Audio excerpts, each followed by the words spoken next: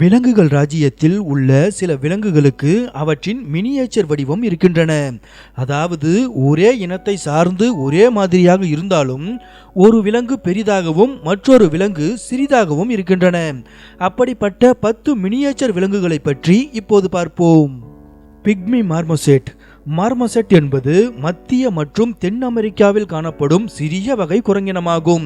ஆனால் இந்த மார்மோசெட் குரங்கினத்தில் பிக்மி மார்மோசெட் எனப்படும் மற்றொரு வகை குரங்கு இருக்கிறது. இது மார்மோசெட் குரங்கின் மினியேச்சர் வடிவமாகும். இது வெறும் 6 அங்குல நீளமும் சில கிராம் எடையும் மட்டுமே கொண்டது. தென் அமெரிக்காவின் மழைக்காடுகளில் காணப்படும் இந்த பிக்மி மார்மோசெட் குரங்குகள் மரப்பிசின், பூச்சிகள், புழுக்கள் மற்றும் பல்லிகளை சாப்பிட்டு உயிர் வாழ்கின்றன. வெச்சூர் கவ். வெச்சூர் கவ் என்பது இந்தியாவின் கேரள மாநிலத்தில் உள்ள வெச்சூர் என்ற ஊரில் காணப்படும் அரிய வகை குட்டை பசுவாகும். இந்த பசுக்களின் உயரம் 3 அடிக்கு மேல் இருக்காது.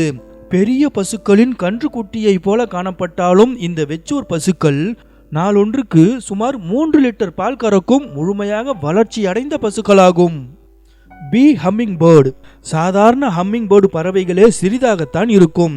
ஆனால் அவற்றை காட்டிலும் மிக சிறிதாக இருக்கும் இந்த பீ ஹம்மிங் பேர்டு பறவைகள் உலகின் மிகச் சிறிய பறவைகளில் ஒன்று. முழு வளர்ச்சி அடைந்த ஒரு பீ ஹம்மிங் பேர்டு பறவை ஒரு தேனியை விட கொஞ்சம் தான் பெரிதாக இருக்கும். அதாவது பீ ஹம்மிங் பேர்டு பறவைகள் அதிகபட்சம் 2 அங்குல உயரமும் 4-5 கிராம் எடையும் மட்டுமே கொண்டிருக்கும். அதாவது இது ஒரு மனிதனின் கைவிரல் இடுக்கில் உட்காரும் அளவுக்கு சிறியது. Barbados thread snake.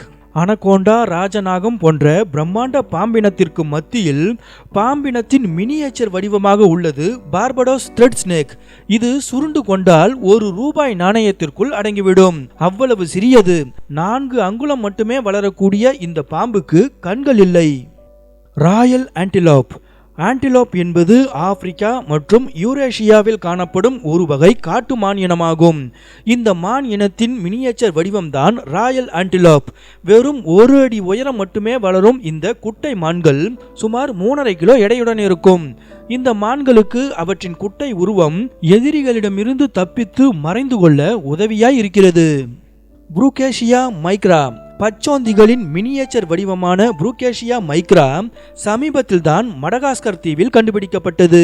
தீக்குச்சியின் முனையில் உள்ள மருந்தை விட கொஞ்சமே பெரிதாக இருக்கும் இந்த மைக்ரோ உயிரினமான புரூகேசியா மைக்ரா பச்சோந்தி எதை சாப்பிட்டு உயிர் வாழ்கிறது என்பதை விஞ்ஞானிகள் இன்னும் கண்டுபிடிக்கவில்லை. New Guinea mini frock. முழு அளவிலான வளர்ச்சியை எட்டினாலும் கூட நியூ கினியா மினி ஃப்ராக் எனப்படும் இந்த தவளையால் 1 அங்குலத்தில் 1/3 பகுதி வளர்ச்சியை தான் அடைய முடியும். உலகின் மிகச்சிறிய ஊர்வன விலங்காக கருதப்படும் இந்த மினி தவளை கடந்த 2010 தான் கண்டுபிடிக்கப்பட்டது. பிக்மி ஹிப்போ. பெரிய நீர் யானை போடும் சாண குவியலின் உயரமே இருக்கும் இந்த பிக்மி ஹிப்போ முழு வளர்ச்சியை அடைந்தாலும் 2 அடி உயரம் மட்டுமே இருக்கும். மேற்கு ஆப்பிரிக்காவில், குறிப்பாக லைபீரியாவில் உள்ள காடுகள் மற்றும் சதுப்பு நிலங்களில் காணப்படும் பிக்மி ஹிப்போ அழிவின் விளிம்பில் இருக்கிறது.